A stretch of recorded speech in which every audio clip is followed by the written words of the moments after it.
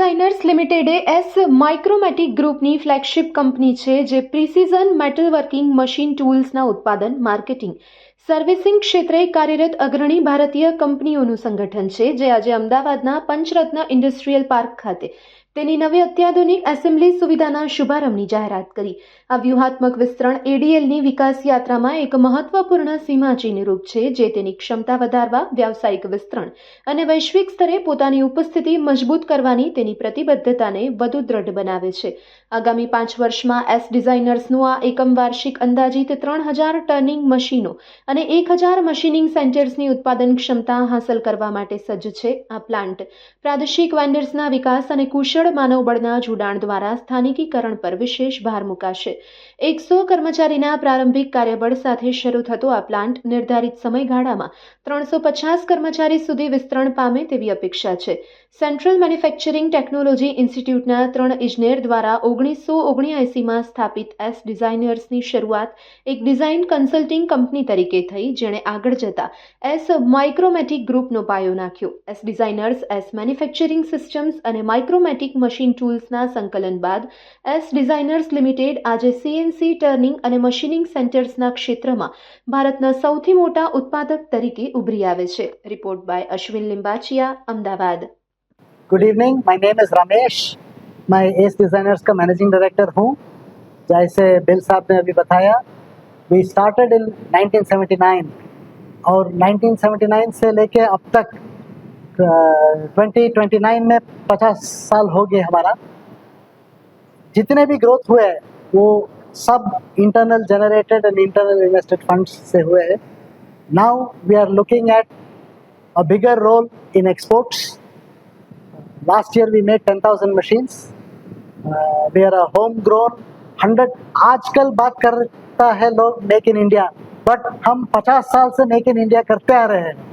So we have about 30% of the domestic market share in CNC lathes and machining centers. We would like to retain it, grow it.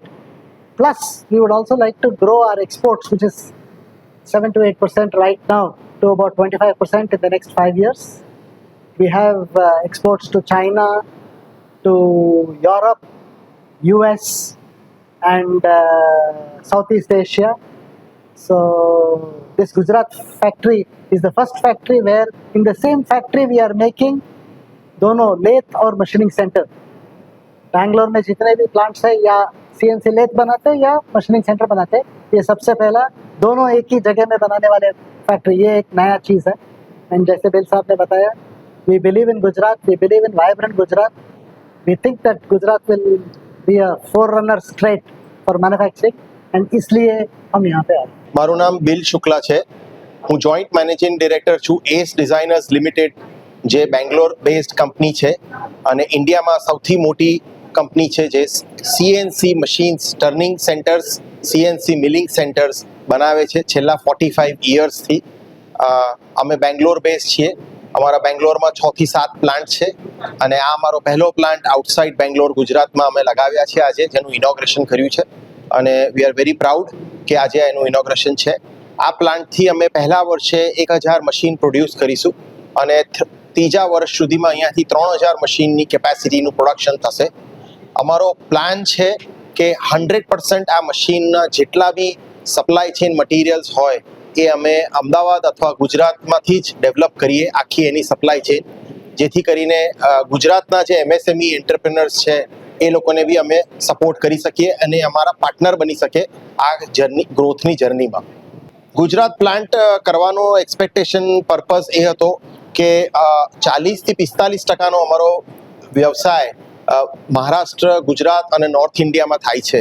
એટલે majority of our customers are from western northern India, અને એ કસ્ટમર્સને અમે જલ્દીથી delivery આપી શકીએ, કારણ કે માર્કેટમાં હવે બહુ જ ડાયનામિઝમ થઈ ગયું છે અને શોર્ટ નોટિસ પર બધા લોકોને મશીનની ડિલિવરી જોઈતી હોય છે.